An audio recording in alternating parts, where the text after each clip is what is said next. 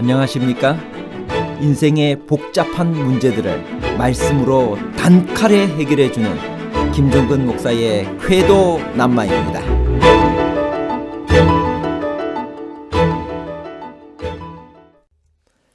어떤 사람에게 100만 원의 손실을 입혀서 100만 원과 더불어 속건제 규정을 적용하여 5분의 1, 즉 20%를 더해서 120만 원을 규정상 손해배상해야만 한다면 여러분 어떤 기분일까요?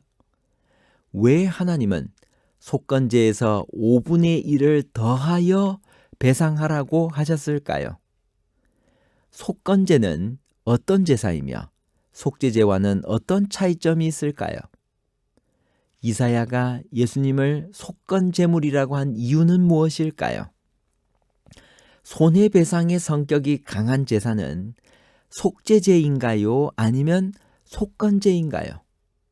속죄제와 속건제에 관한 복잡한 문제를 하나님 말씀의 가르침으로 명쾌하게 해결해 드리겠습니다. 레위기 5장의 후반부는 속건제의 규례입니다. 속건제는 어떤 제사이고 속죄제와는 어떤 차이가 있을까요? 레위기 5장 14절 15절에 있는 말씀입니다. 여호와께서 모세에게 말씀하여 이르시되 누구든지 여호와의 성물에 대하여 부지 중에 범죄하였으면 여호와께 속건제를 드리되 내가 지정한 가치를 따라 성소의 세겔로 몇 세겔 은에 상당한 흠없는 순양을 양떼 중에서 끌어다가 속건제로 드려서. 속건제의 건자는 허물이나 과실을 뜻합니다. 속죄제와 같이 의무적인 제사이며 비슷한 점이 많으나 속건제는 손해배상의 성격이 강한 제사입니다. 속건제는 속죄제와 같이 비의도적인 죄뿐 아니라 의도적인 죄도 속하기 위하여 드려졌습니다. 속건제의 절차는 성경에 구체적으로 언급되지는 않았지만 속죄제와 비슷합니다. 속건제는 속죄제와 명확한 구별은 없으나 대체로 범죄가 여호와의 성물에 대하여 그릇 범과하였던지 또는 남의 물건에 대하여 범죄를 했던지 그 본물의 5분의 1을 더하여 도로 돌려준 뒤에 드리는 제사를 속건제라고 했습니다. 속건제라는 말의 히브리어는 아샴인데 이것은 원래 범과, 죄책, 허물을 의미하는 명사입니다. 속건제가 영어로는 여러 가지 표현이 있는데 특별히 RSV에서는 guilt offering, 죄책 제사, 또 킹 제임스 버전에서는 범과 제사 등으로 이야기를 했고 또 새 예루살렘 성경에서는 배상 제사로 번역했습니다. 속건제는 손해배상의 성격이 강한 제사입니다. 얼마의 보상을 더해야만 했나요? 레위기 5장 16절 성물에 대한 잘못을 보상하되 그것의 5분의 1을 더하여 제사장에게 줄 것이요 제사장은 그 속건제의 순양으로 그를 위하여 속죄한즉 그가 사함을 받으리라. 여호와의 성물은 첫 열매, 11조, 예물 등 그 밖에 하나님의 예배에 속한 것은 무엇이나 다 포함됩니다. 여기서 논하고 있는 범과는 마땅히 바쳐야 할 것을 보류하거나 감축하는 것과 관련됩니다. 이런 범과를 위해 요구된 제물은 흠없는 순양이었습니다. 그러나 이것만으로는 충분하지 않았고 범과한 사람은 또한 배상을 해야 됐는데 그것에 5분의 1을 더해야 했습니다. 이와 같은 규정은 일시적이지만 의도적인 보류를 막는 방지책이었습니다. 양에 대한 문제가 생겼을 때에는 제사장이 판정해야 했습니다. 배상을 한 후에는 제사장이 속건제의 순양으로 그를 위해 속했습니다. 속건제를 드려야 할 경우들을 유형별로 분류해 줄 수 있나요? 무지도 회개해야 할 사항인가요? 무지는 범과로 생각해야 하나요? 레위기 5장 17절 18절. 만일 누구든지 여호와의 계명 중 하나를 부지 중에 범하여도 허물이라. 벌을 당할 것이니 그는 내가 지정한 가치대로 양떼 중 흠없는 순양을 속건 제물로 제사장에게로 가져갈 것이요. 제사장은 그가 부지 중에 범죄한 허물을 위하여 속죄한즉 그가 사함을 받으리라. 속건제를 드려야 할 경우들을 유형별로 분류하면 다음과 같습니다. 첫 번째, 하나님의 성물을 모독하였거나 성물에 손해를 끼쳤을 경우. 두 번째, 하나님의 계명을 범했을 경우. 세 번째, 의도적으로 이웃을 속이고 피해를 입혔을 경우입니다. 그리스도께서 우리 죄인들의 속죄 제물임과 동시에 속건 제물도 되심을 선지자 이사야는 어떻게 예언을 했나요? 이사야 53장 10절에서 12절. 여호와께서 그로 상함을 받게 하시기를 원하사 질고를 당케 하셨은즉 그 영혼을 속건 제물로 드리기에 이르면 그가 그 씨를 보게 되며 그날은 길 것이요 또 그의 손으로 여호와의 뜻을 성취하리로다. 여기에 보면 그 영혼을 속건 제물로 드리겠다라고 말씀하고 계십니다. 여기서 속건 제물이라고 하는 것은 히브리어로 아샴인데 대부분 속건제로 번역을 했습니다.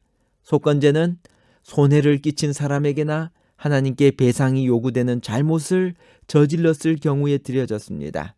하나님의 종 메시아의 죽음은 손실에 대한 책임이 있는 죄에 대해 합당하고도 효과적인 속죄를 예수님이 이루셨음을 의미하는 것입니다. 여기 시대의 소망 25페이지, 26페이지에는 이렇게 말씀하십니다. 그리스도께서는 우리로 당신의 받으실 만한 대접을 받기 위하여 우리가 받아야 할 대우를 받으셨다.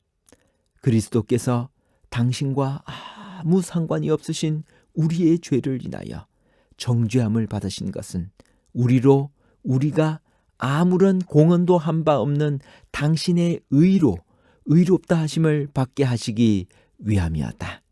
그가 채찍에 맞음으로 우리가 나음을 입었도다. 제물 자체로 사람의 죄를 사할 수 있었나요? 그 모든 예물들은 누구를 가리키고 예표했나요?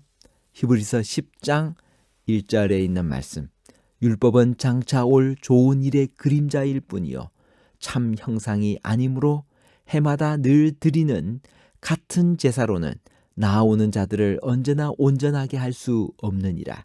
그렇지 아니하면 섬기는 자들이 단번에 정결하게 되어 다시 죄를 깨닫는 일이 없으리니 어찌 제사 드리는 일을 그치지 아니하였으리요. 그러나 이 제사들에는 해마다 죄를 기억하게 하는 것이 있나니 이는 황소와 염소의 피가 능히 죄를 없이 하지 못함이라. 레위기 1장에서 5장의 기본적인 제사들의 제물들 중에 그 어느 것도 제물 자체로서는 사람의 죄를 사해 주지 못했습니다. 이 모든 제물들은 하나님의 아들이시요 참 희생 제물이신 예수 그리스도를 가리키는 예표하는 것이었습니다. 우리가 가져오는 것은 죄뿐이요 그리스도께서 가져오시는 것은 그 죄를 위한 제물과 구속 곧 구원입니다. 속건제에서 배울 교훈은 무엇일까요?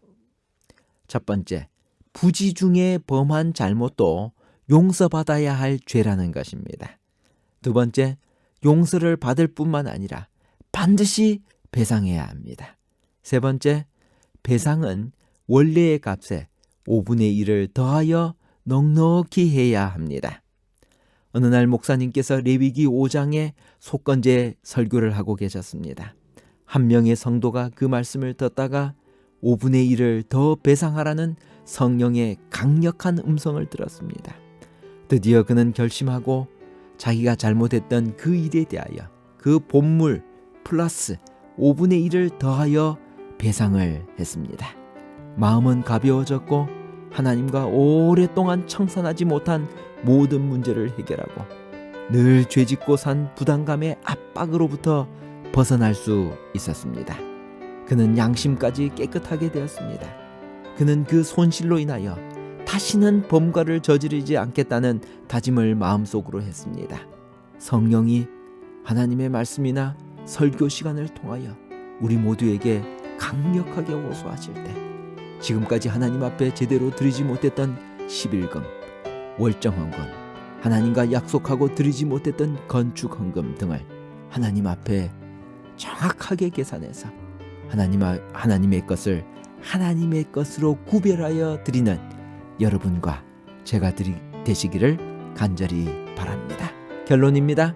첫 번째, 속건제의 건자는 허물이나 과실을 뜻합니다. 속죄제와 같이 의무적인 제사이며 비슷한 점이 많지만 속건제는 손해배상의 성격이 강한 제사입니다.